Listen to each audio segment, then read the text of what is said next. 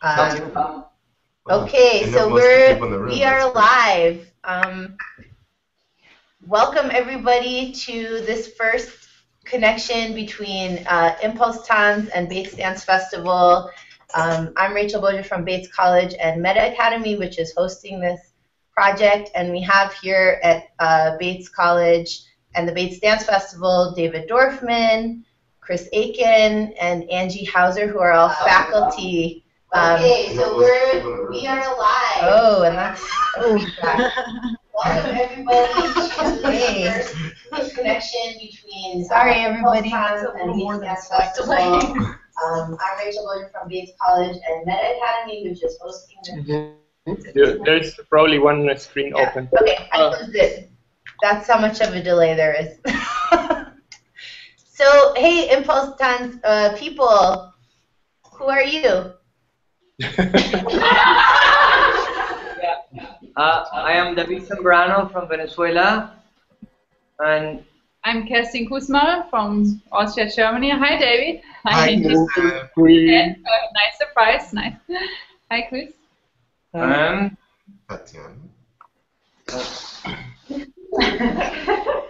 Here is Defne Erdo from Istanbul, Turkey. Hi, I'm Estegal from Budapest, came for a symposium, Idol Day for the weekend. Andrea Boll from Switzerland. We'll move the screen. Adriana from the Dominican Republic. I am Rio from Argentina. We are doing the Meta Media Lab. I'm also part of the Meta Media Lab. I'm Chauchat. Yeah. Yeah. And Rio. And Hi, Rio. You see Where's Rio? Rio? He's way in back. Oh, there's Rio. Hey, Rio. And we also have Josephine Dorado joining us. Hi, I'm Josephine Dorado. Yes, from New York, currently in Montreal. Hello, everyone. Hello. And Yes. and Marlon Barrios Solano, who's the reason this is all happening. So, Marlon, so what we're going to do right now is Marlon's just going to give a little context for our conversation about Meta Academy, a little bit of what Meta Academy is, just a very brief introduction. And then we're going to ask, Marlon's going to pass it off to one of our colleagues from Impulztanz to sort of frame the conversation about dance pedagogy. And then we're going to be off. And when everybody sort of gives their first contribution to the conversation, if you would mind just identifying yourself again and saying a little bit about your research and teaching, just a brief sentence or something like that. So Yes. take it away, Marlon. I'll talk. Yes, thank you for everybody for this, time and knowledge and expertise. Is very exciting. One of the main things is Meta Academy is an experiment. It's an exploration of the affordances or what the new internet allows for creation of knowledge together.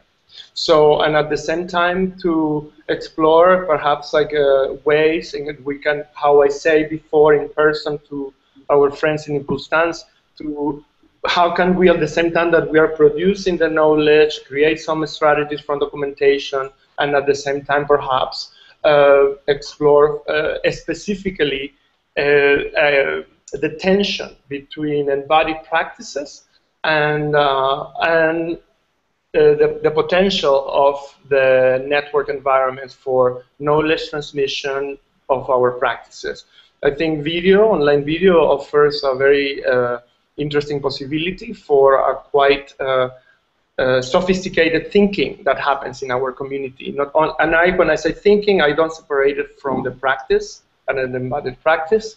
And so, in a way, that's it. It was started with the first pilot last year with a pilot that we did at Bates Dance Festival, based on the work of Nancy Stark-Smith, and that's kind of what really launched the project. And now we are taking advantage of this kind of circuit of collaborations that we have established to go from taking place, that was an event that was in Ohio, in the United States, about making choreography with 5 choreographers. Now we are in Impulztanz, and we have this idea of connecting two festivals, and then also in relationship with the topic that emerged through our encounters with Andrea Boll and the IDOC from the LEAP project. So we had the idea to create these conversations. We normally have a follow-up of a following of 60 to 7 people that work with these ideas and this material. So that's what we are trying to do, how so this material can be reactivated and probably re-embodied and transmitted and go from body to body. So, and then we're going to go after this. We're going to go to work from HZT in Berlin, practically working with ideas of deconstruction and in the making or on making. So that's it. So, and in a way, that's what we are doing. I really appreciate your collaboration and enthusiasm, and also to Rio Rutzinger for allowing us to do this literally in and off record. So thank you very much, and it's part of actually the investigation with the Media Lab for the 3 students, the three collaborators that we have. Okay, so. Yeah. So one of the reasons that we decided we thought this this conversation about pedagogy would be interesting is because of the IDOC conference that's happening embedded within Impulztanz. So I wonder if Kerstin or one of the other representatives of IDOC want to talk a little bit about their perspective from the conference, and then maybe we can respond from everybody's pedagogical perspectives to that prompt. Yes, so Kerstin Kussmaul again, IDOC founder.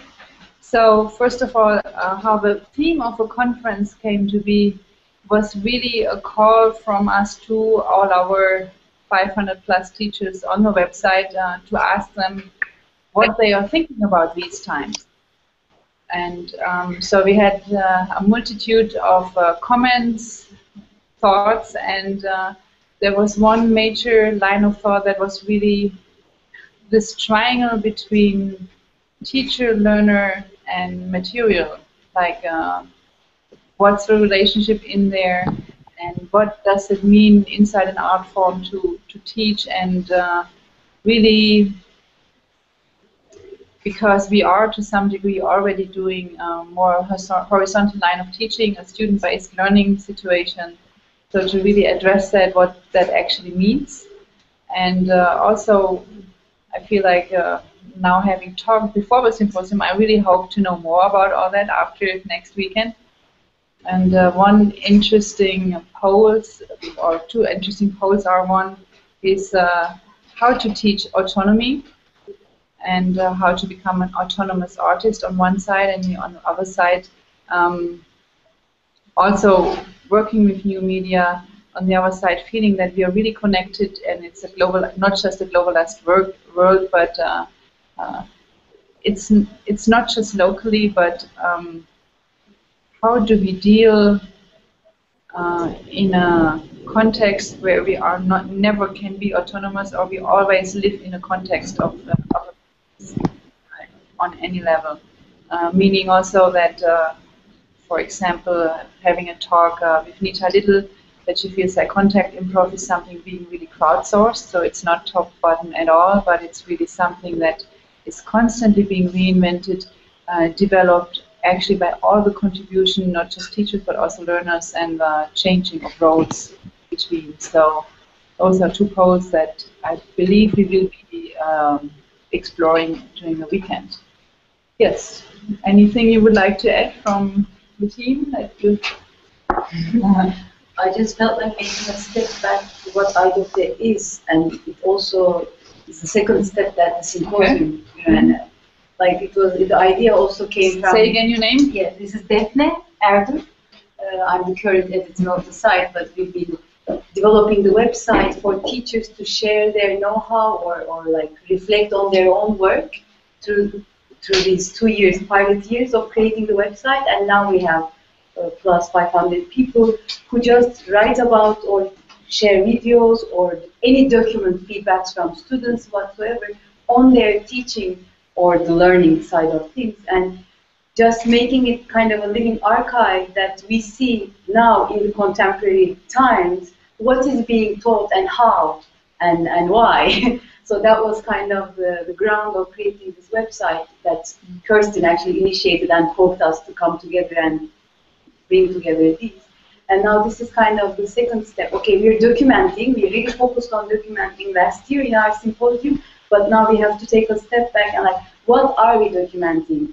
Like, what is it that we're teaching and how are we teaching it?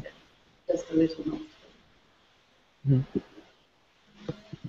Yeah. Yep.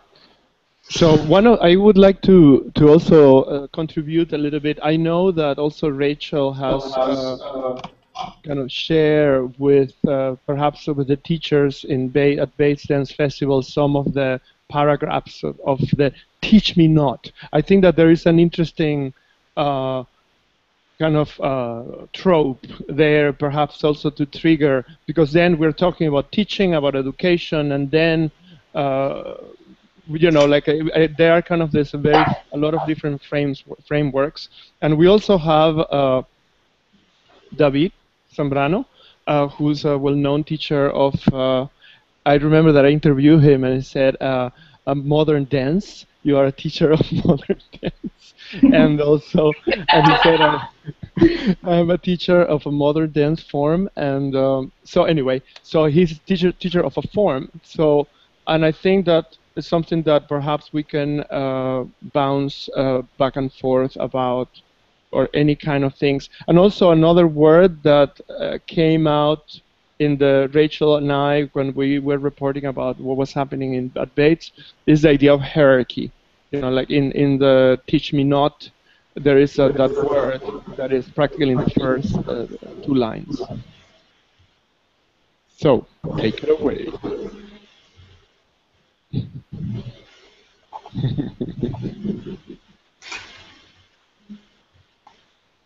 Who talks now? I wondered about the use of the teaching of forms that require autonomy. Like contact improvisation is a really interesting one because it's an emergent form, right? So it's always shifting and changing, and it both contains its own history within it, and so there are masters. There are some masters, some acknowledged masters, but it was developed to be sort of a horizontal form, and it also has skills that are used, and it is also taken out of the context of improvisation and used in choreography, which changes its form, but it has a specific, I think, a specific relationship to hierarchy and autonomy with, like, embedded within the form. Then we have these other forms that are like dance techniques that are solo dancing techniques that maybe have a different relationship to hierarchy embedded within the actual practice of the form. And I know many of you guys teach both kinds of practices. I don't know if you guys there and you guys here see those as, see that as a dichotomy, or is it maybe just something false that I'm putting on top of it? And I also felt that Ms. Kerstin said autonomy of the art making. You know, like also it was I think I also felt that there was an umbrella of autonomy as a condition to make art. Yeah, thank you. I just wanted to bring that in because I feel also contact improv might be an obvious example as someone who is. Yeah. But as someone who is actually teaching an art form really needs to deal with, you know, how can you support someone becoming an artist? So, and that's not reduced to contact improv, obviously, but to any kind of dance teaching. So, yeah. I would be interested to hear from you guys over there what you think of the other forms you teach and how you see that. Go for it. Jump in. Go ahead. All right. I'm David Dorfman, and it's so nice to see everyone. And I miss Impulztanz and the breadth and depth of its studies there. So hi, Rio and Kerstin and students in the back there. Unbelievable. Hi, David, Tocayo, Tatiana. So sometimes I think of what I teach as a dancing class. And so I try to make it be all things to the people in the room so that it does include artistry, autonomy, agency, a striving for motivation within the students, and then I customize it for the people that are there. So I think that I've learned so much from the Judson and post-Judson era about horizontal relationship in the room, and I use both improvisation, contact improvisation, plus the teaching of steps. So I like where I think the pedagogical elements that a lot of the people I think in the room are dealing with now, because I think we're really using our history. But just speaking one more moment for myself is that I find a pleasant tension between the individual and the group. So it's all about what the individuals are learning, but even though we can see like a modern, postmodern technique class as a solo form maybe, it's all, for me, it's always in association with the group. And every moment, it's kind of like a therapeutic contract. Every action that any student or the leader takes, it has an impact on the entire group for the hour and a half or the 2 hours or the 3 hours. So it's like a contract every time we go in to work with each other. I'm the leader, so there is a bit of hierarchy, but my pleasure is seeing leaders come up of the next generation and then being motivated and feeling agency and autonomy. And I just, as a final thing, this is just for me, but I guess we're all talking from our own pedagogical perspectives. I need to know every single student, so as some of you know, I know everyone's name all the time. That's important because there are unbelievable techniques that the person doesn't matter, and you still learn a ton. I just don't and can't work that way. So I need to know every person and give individual critique to every person, almost every class, and yet the group remains paramount. It's not about only the individuals. So there's this, as I said, pleasant tension between the individual and the group in every class, and I love it. And I know I felt it in David's class that it has so inspired me, and the folks on my right and left.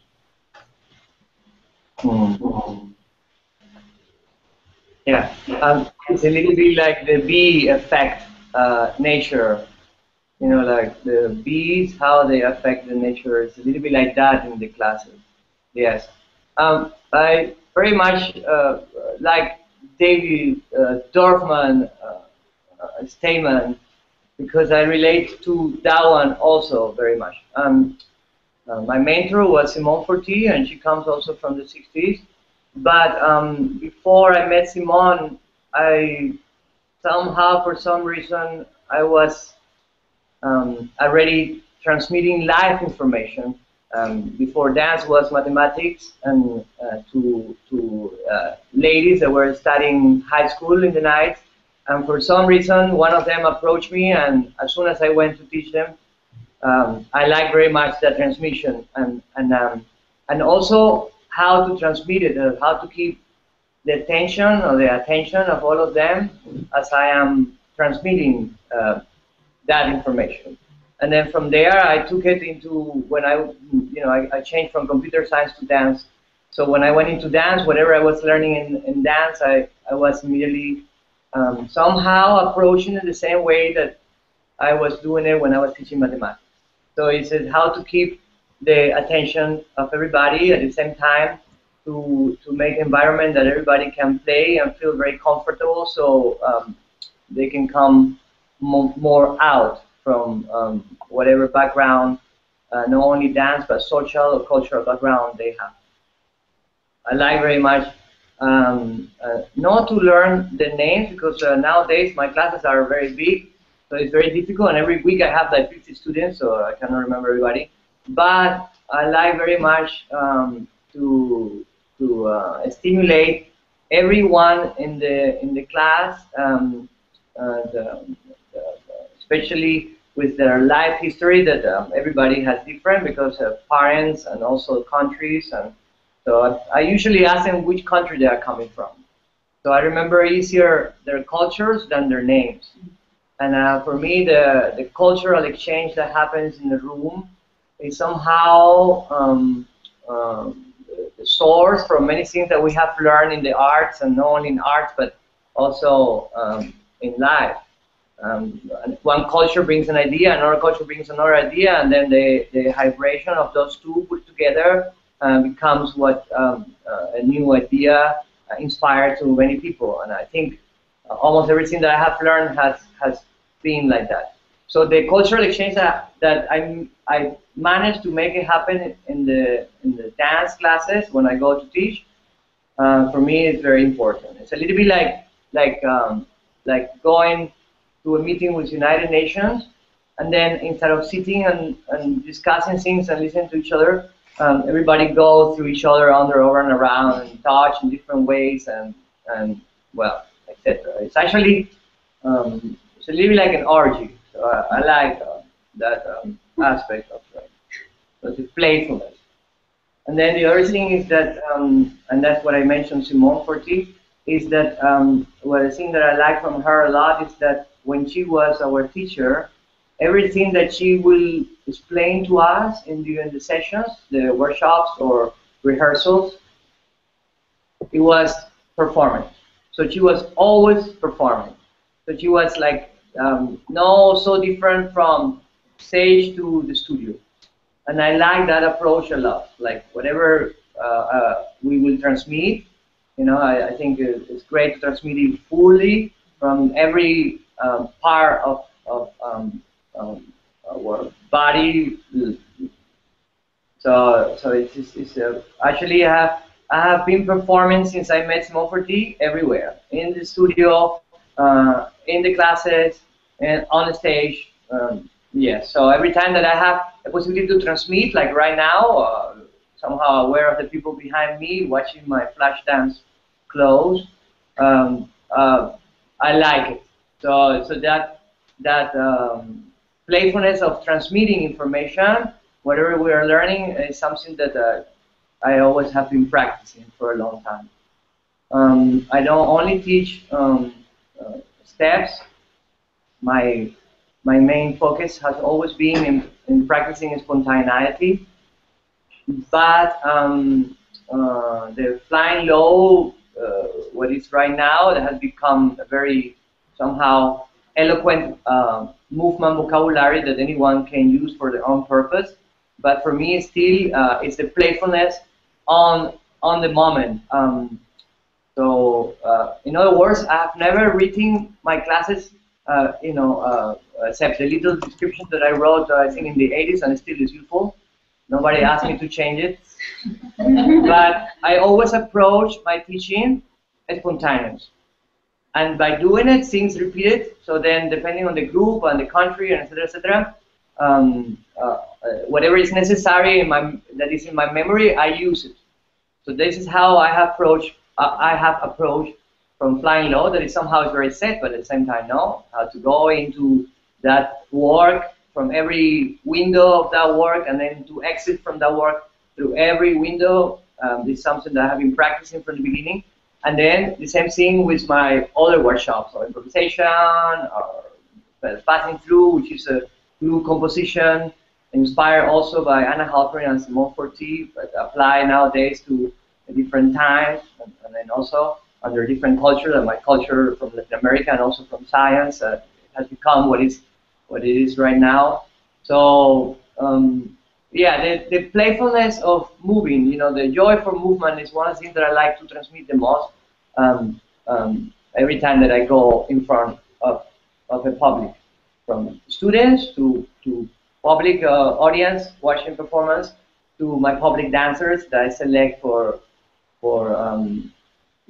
their making a piece. And I very much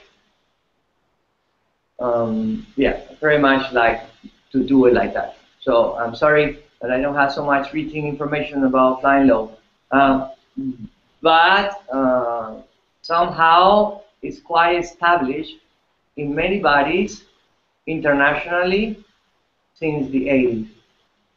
But myself, I like to experience the moment still.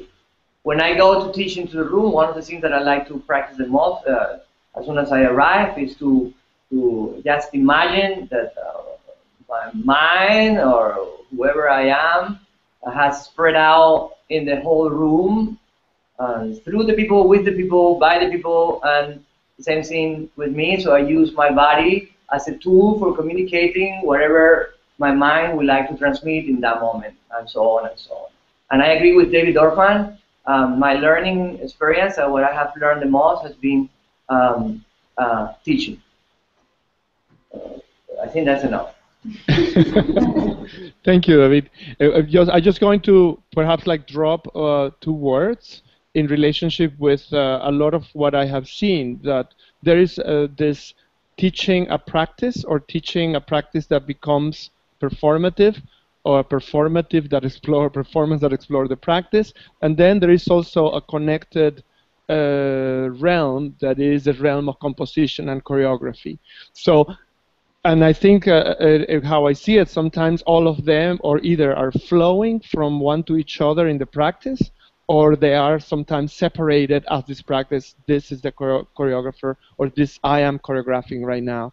And anyway, so I just wanted to put there, because perhaps in this educational broad aspect that we have about teaching, or teach me not, there is all this kind of instantiations of the performative of the artist, of movement artist, that goes from, and even if you include imagine theory and writing and all that stuff. So anyway, so I just wanted to put out there. So any responses?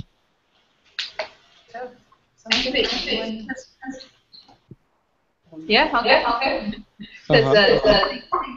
Listening to David made me think about performance of what we teach. Like what you say that you learned most was by teaching. So maybe teaching actually means being in class and standing and doing something else, like doing what a student wants to teach me. Wouldn't that be a more appropriate way than of actually teaching? That's a question I'm just raising. Okay. You understand what I mean? Yeah. Like if you say you learn the most about teaching, why don't we actually ask the student to teach us? They teach me many times when they ask me questions that I still don't know how to answer. So I had to look, and figure out and wonder how can I, whatever I think I know, but still I don't really know, find an answer right there. But if we think like best way of learning is by teaching, why don't we ask the students to teach and not to learn? But listen, there you have to pay attention, because the hierarchy that David Dorfman also talked about is still there. There is knowledge that sometimes we get by going through life and many years of experience, and sometimes a student in Spanish is called alumno, means still know with the light full. So it's a little bit light, but not so full yet. So when you have a little bit more light, you would like somehow to transmit a little bit more of that. So the alumno that doesn't have full light yet can get a little bit more bright. When they get more brighter, and then they go with the light bulb on, and then they go into their life track, and they research and make develop something based on maybe what we're transmitting. Then there, depending how I feel attracted to by how they move it, there I learn also from what they can offer into the world. So in other words, I have also go to study with my students, but not so much directly in the class. David Dorfman has a response to that, David Zambrano. Well, to both David and Kerstin's comments and Marlon's prompt, I think composition, teaching specifically composition or choreography, is a good example of this. I think you're being nicely provocative on purpose, Kerstin. Thank you. Of course, yeah, that's your job. But what I'm saying is that when you give assignments in a composition class, whether they're in-class assignments or out of class, I have no idea what the student's going to come up with, and they come in, and sometimes I actually feel, well, I'm relieved for this moment that I'm not the quote-unquote student in class. That is incredible what they just brought in. and it's like a show. It's a performance. So I think that is a specific way that the student actually becomes the teacher and the teacher can become the students. I mean, I think it goes back and forth in Flying Low. We try to empower and contact improvisation in a dance technique class. But I think the teaching of composition in a choreography class is a very special moment. I also think, going back to my initial comment, is that the way you arrange a class, I'm more in David's camp. It's like, I have a plan, but I switch it as soon as I walk in the room and as soon as I see how, so I improvise every single class. And so that composition that we create is a lesson for the students in itself. So again, everything is a composition.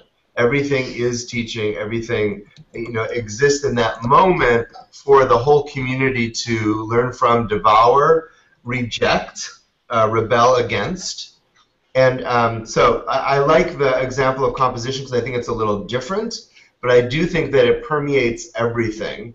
And it just brings me to the point of ongoing metaphor. So I oftentimes talk about global issues by just asking a student in one corner of the room to be highly aware of a student in the other corner of the room. So they're not in a cocoon. Sometimes if you want to purposely be in a cocoon for an exercise, fantastic. But if that's not your assignment, know what's going on all around you, and that's like being in the world as a citizen. So I think that we really can have the individual autonomy and artistry and be in our more globalized society within one dance class. Yeah, not bad, not bad. Thank you, David. Grazie, Stockholm. Andrea, you were I think there is also Andrea, please closer. Because the sound is very... Our mic is okay. Yeah, if you put the attention to what students want to learn, I have many times also that people ask me, can you teach me that? And then you make up something to be able to teach them what they ask for. So this is also a form of saying, okay, how can I integrate? How can I be open for that?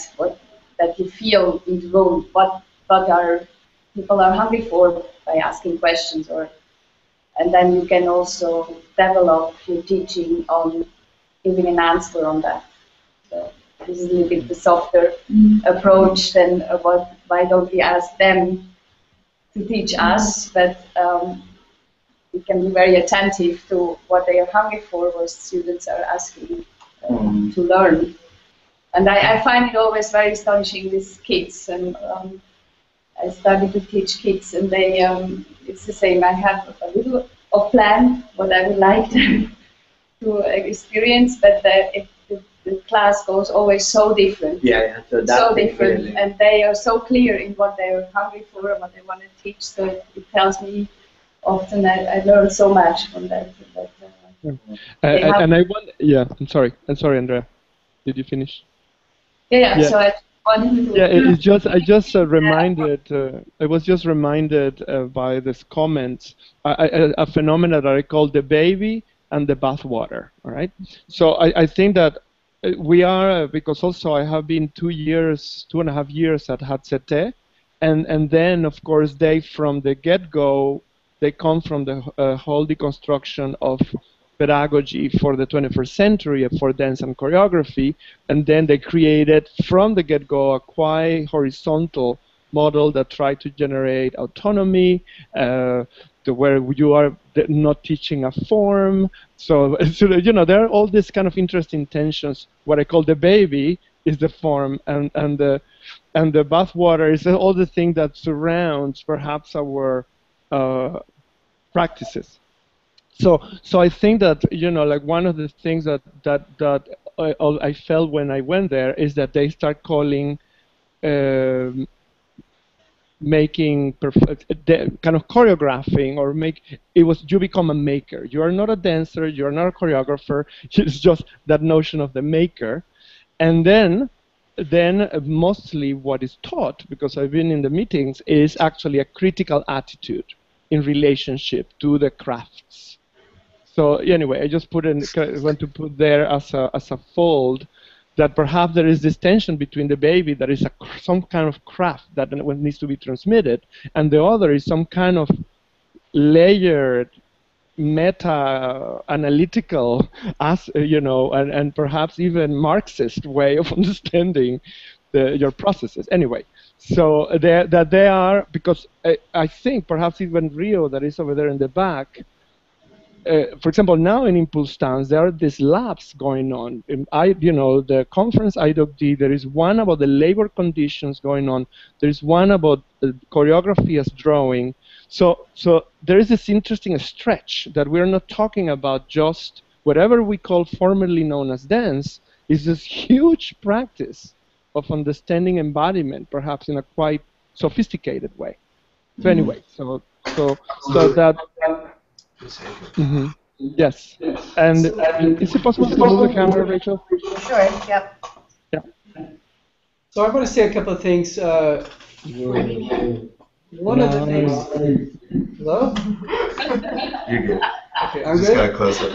Okay, so one of the things that's important to me as a teacher is to think... Now I'm into my third decade of teaching, and so there are certain things that I've learned from all that experience that it's very easy for me to go to the heart of my experience and speak from there, and then unconsciously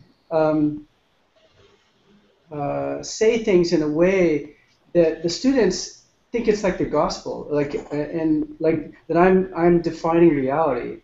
And so in other words, because I have a lot of experience, there's weight to what I say. And what I try to do is deconstruct that sometimes. And part of that is by modeling being on my edge. So I have material that I've worked on for many years that I can dive into, and it's very tested, and I can share that. But I also have material that's where I present it as if this is my edge, and I'm engaging here in the unknown. And so I'll say, I've never done this before, but let's try this. And so that I don't just present things with all this experience, and then they take it as this is the way. And so I feel like it's important as a teacher to deconstruct that sometimes. And some of the ways to do it is through language, is to ask yourself, what are the words that I'm using, and are the words opening people's possibilities, or are they presenting a reality as defined and codified, and that's it. This is the way things are. And whenever I find myself doing that, I try to break them open again. And so that's one thing, is working with language. But it's also modeling. Like if you're going to work with hierarchy, you have to work with making space for other people. And if you're the teacher, people are paying to come work with you. How do you balance offering what you know and what your experience is and your practice, and also making space for them to come forward and offer what they know? And it's not like I think I ever get it figured out, but it's central to what I'm doing. And so sometimes I have to let the class get slightly out of control, because if I'm going to allow for the unknown, people will say things or do things that I can't predict. And sometimes I become the student, and they become the teachers. And to do that, as a teacher, it takes confidence to be the one who's a bit lost. So anyways, I learned this practice initially many years ago from Nancy Stark-Smith.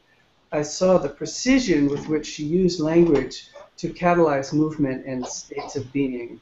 And I always say that I listen and observe the language and see if it's making people bigger or smaller, and have a practice. When I say smaller, I mean they feel less of themselves, or they feel less empowered, less autonomous, more dependent on me.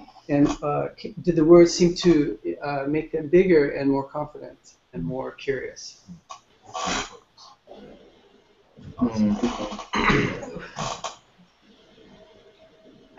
I want to pick up on something that Chris said, and also something Kerstin introduced at the beginning as one of the kind of threads of the conference, which is about new media and education.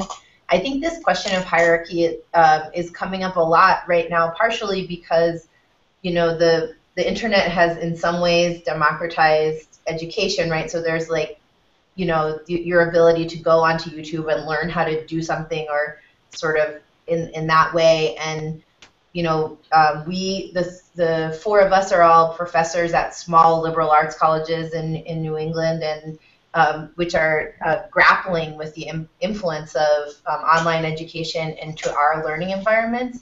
So I'm just wondering what you all see as possible positive or negative, maybe positive influences of this kind of democratization of learning. That it's not the only way that learning is structured on the internet by any means, right? But actually my real question is about paying for knowledge, because you all make your living organizing knowledge in some way. We all do. So how do you imagine, or how have you experienced these shifts from new media impacting the way that you might be paid for teaching?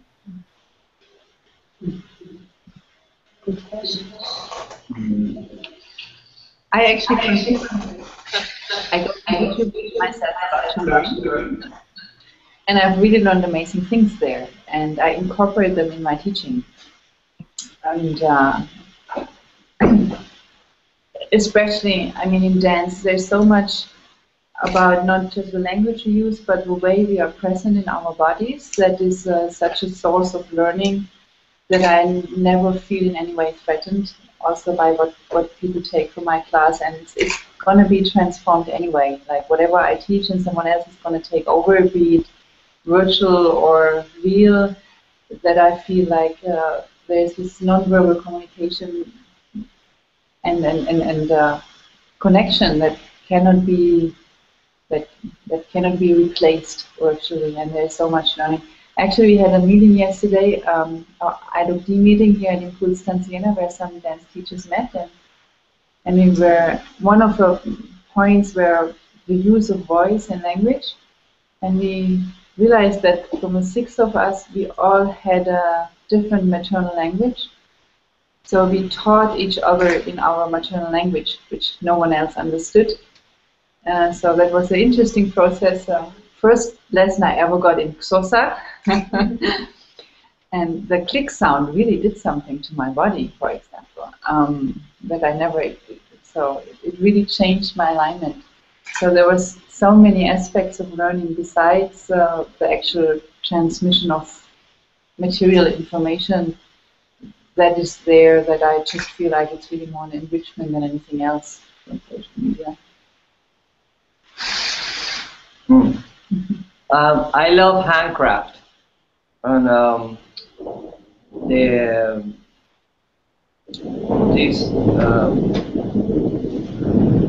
it's a big thunder now. Here it's raining like crazy, and also there you have air conditioning. I can see you have jackets and everything. Here we are sweating, so it's not fair. But I still love handcraft, things that are handmade, from shoes to clothes to movements, and learning from what do you call them, a monitor, from the screen. I think well, it has never been. It still is not my favorite thing. Maybe when the holograms come alive, that they are happening now, like Michael Jackson came back alive to present his last CD, which is great. I think there it would be a very exciting world from the technology, because then you will see every part of that body. I think some classes, some lectures are already happening like that. So there, maybe I will get more influential.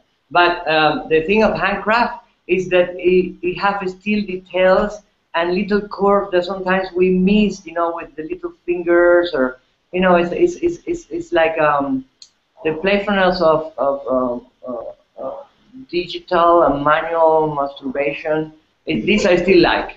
I still, you know, it's like how to make, you know, with your body, whatever we can imagine. I still like to practice that. So in other words, I hardly use videos in my work still, and also because of financial reasons, I don't use so much props. So I try to make my work a little bit not so different from a Buto dancer. You know, like whatever we imagine should be able to transmit it to the body. So that is what I call handcraft. Yeah. So I'm knowing I come from machines, by the way. I come from science, but it's still the handcraft or the organic food, like a fantastic organic tomato with that flavor is so good in comparison with the tomato that comes from what you call genetically modified by science. I still like the flavor of the organic tomato. So it's very old, but somehow, actually nowadays it's very contemporary because almost all the cities, they want to have organic things. And I still, me too. Actually, outside of dance, there is a huge movement that you can find on the internet also, where a lot of people try to save handcraft things. From once again, from clothes to furniture to etc. etc. So what happened recently is with these three-dimensional machines that they are making everything also with amazing details. So that somehow for me is very exciting. But there is one machine that it will come very soon. It's with the fourth dimension. I don't know if you have all heard about the idea. I like it very much, and a little bit like the Felix the Cat. Or the Acme from the cartoons is that imagine you go to IKEA and you buy a box, and then you go to your house and then you put the temperature at a specific you know number, and then the box becomes what you bought, a sofa, you know. And then when you change the temperature, and then the sofa becomes again the box, and then you can put it away. So you use it however you need it. But what is very interesting is that it's self-create. Yeah. You understand it? And it's coming very soon, and we still don't know about it. But because of that, I still love the handcraft. Yeah, yeah. Okay, Marlon. Sorry, yes. Can I interrupt? We have about 5 minutes before we need to wrap up, so I'm just wondering if people want to say something who haven't spoken, or if there are questions from the Peanut Gallery, the people who are watching this and are on danceTech.net chatting with us. Definitely spoken, but not so much. So it was just one idea that I agree that you can learn a lot from visual online stuff. But I think what is the major thing that I find lacking is the feedback that I cannot get from the video or something that I think it's this. And you were mentioning it, David, that is a very, very important issue in a learning situation, that a personalized something that you get, and that also links, and it also links back to the hierarchy. And sometimes it doesn't necessarily have to come from the teacher, but from the student that is just doing something next to you. Then you can compare or just get the feedback from her by verbally or physically. So that's kind of lessons the value and importance of the online thing, I think. Yeah, something that I want to add. I'd like to respond to that, Marlon. Marlon, can you hold for a second? Josephine, then Angie, and then Marlon. Okay, great. So just to speak towards what you just mentioned about the sort of like lack of the feedback in the video medium. So to introduce myself, Josephine Dorado. My specialty is actually the confluence of digital with physical experiences and the way that the body gets translated into online space. What we also have to remember in this particular field is that it's not static, right? Like the technology is very much constantly dynamic, and there are emergent processes always happening. So, like, we're in this video hangout right now, and it's actually a real-time process where we're getting feedback from all the different channels that are within this hangout. And it's actually, again, like the architecture, it is very horizontal. as with like the internet's architecture itself is very horizontal. But the way that the field is progressing is that we are using more and more our bodies as controllers, right? So the Kinect, for example, the gaming system, the Kinect is now using, you can dance, and you know, that's actually your body being a controller in the game. And similarly, the Kinect is now being used, you know, to do other things with the body as controller, and the Wii as well. So it's very much where the body is becoming an exploration of, you know, reaching out into this mixed physical digital space. So, you know, there are sort of new processes always being developed around how we can make this online space a richer, you know, environment. But I also think we need to acknowledge it as its own very unique space that we cannot and should not compare to a face-to-face experience. It has its own very unique qualities that we have to build towards this space, right? Like, it's just we can choreograph this space as we can a physical space. And lastly, I think the new and emergent processes that are developing around these sort of hybrid online spaces are very much an improvisation in itself. So I think that the process of improvisation is like the way that we explore this very new hybrid space has a quality of imminence about it. So there's always something that's on the edge that we are just now sort of incubating these ideas and discovering what it's about. And I think just having this sort of openness to experience not only what it is, but how we can embrace it in a way where we're not just using it, but we're sort of pushing the boundaries of what this space and our interactions of it can be, and acknowledging such sort of like imminence, almost like it's kind of a blooming, constantly blooming flower.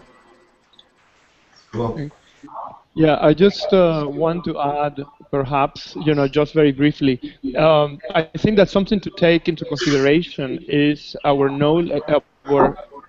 comfort with what we know, and perhaps a certain discomfort with stuff that we are exploring, and the two positions, the dystopic position and the utopic position.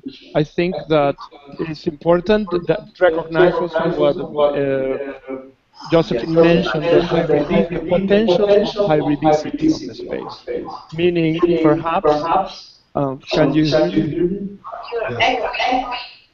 Echoing. It's my fault.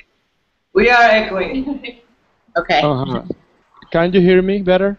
Yeah.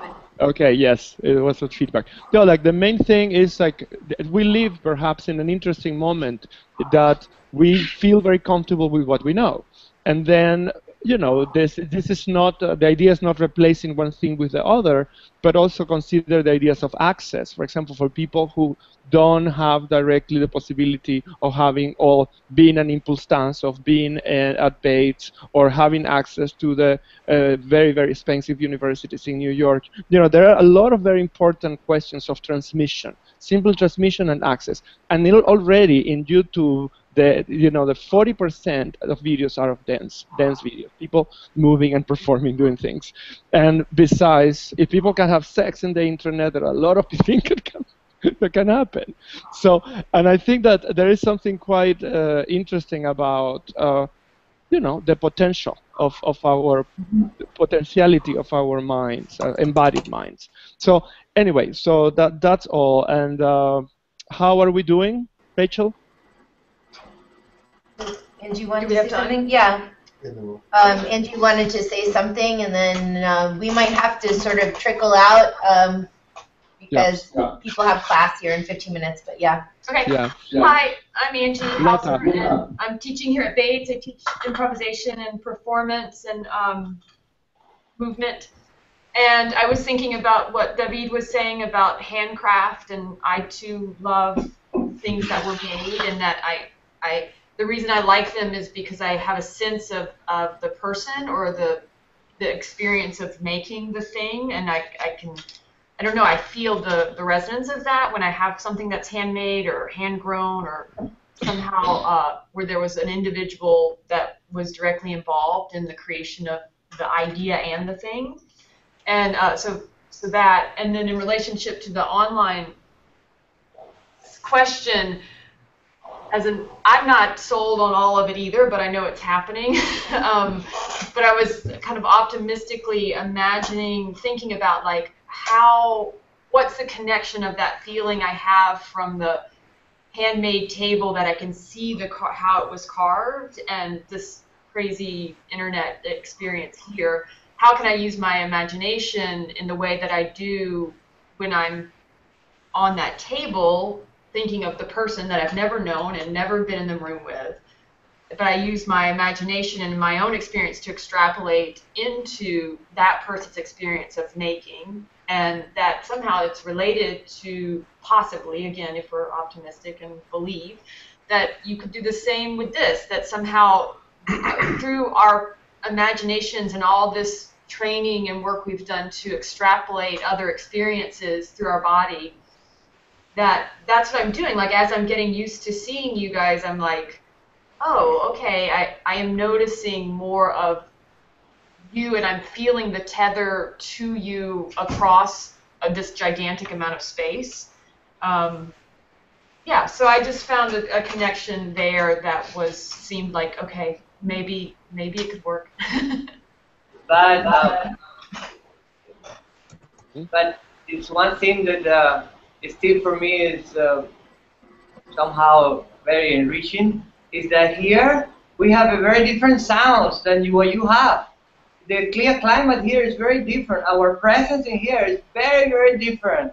So we get just from the flat image. That's what I mean with the hologram. Maybe when you get the whole sense of the sounds and all the details of our image right here, in that time, maybe not too far from now, I would be very excited to get in. But right now it's all flat. I mean, I get excited from your front, but I cannot see your ass sitting on that chair and how your back is doing, you know. And you cannot with that. And the photographer, this one taking picture of that, is a click that, you know. So this is what I mean. I still like the right here, right now moment. And the discussion is great that we can do, like, thanks to all these people, Marlon with all these programs on technology.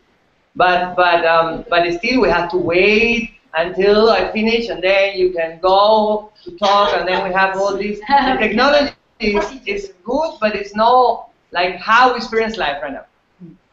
You know? I think we're not that far off, though, from a different kind of I'm sorry. Okay. I think we're not that far off from like a different kind of experience, though. I think that the question of sort of the holographic image versus this flat image is, you know, it's not only, we're only a couple of years away from having a richer experience that translates like our sort of movements and our sounds and things like that into a different kind of interface, you know, whether it's holographic or whether it's like a forced feedback thing. I mean, I think the sex industry, like Marlon suggested, is, you know, is already exploring this, where you maybe like move something in your digital space and wearing something that affects me on my body, you know. So maybe like this is the kind of experience that we want, is this kind of forced feedback, you know, very tactile thing. But I think we're not that far off, maybe a year or two. So, sorry, Lacey, go ahead. I don't want to, can I just stop you for a second? I don't want these people to just leave the room without you actually. Yeah. Bye. Oh, no. Oh, okay. All right. Wait, hold on. We're going to take a picture. Hold on. Stay there. 1, 2, 3. One more. That's it. Chris, good? Okay. Yes, great to see you. 1, 2. Beautiful to see you. Beautiful. Thank you. Bye. Thank you so much. Thank you. Now, Rachel, zoom in you, and we are done. Yes. Bye. Thank you. I know. I was eating while you guys were talking. Yes. So what should we do? We need to go. One sentence now. One sentence. Okay. I just wanted to say that, like, it's relating to what David Zambrano was just saying, but I thought about it before, that it's not so much about how the two environments replace each other, but I'm quite busy with thinking of what I do in a physical environment and how I can extend the learning process by, for instance, it doesn't have to be synchronized. We don't have to do this because it can have this latency problem. But the asynchronized situation where you actually can spend time with someone that is actually somewhere else looking at a video, giving feedback and these things. And I think, for me, these are the most potential things right now, maybe before the hologram. That's for sure. Like the extended space. Okay. Rachel, we need to wrap up. So you guys, we have to. Everybody has to go on their thing. So let's do something that will demonstrate our lack of simultaneity. And this is from our improvisation teacher Nancy Stark-Smith that we started. We're going to try to do 3 simultaneous claps to end this conversation. Okay? Ready? But put yourself to the camera. Go to the camera. Come on, people. Here we go.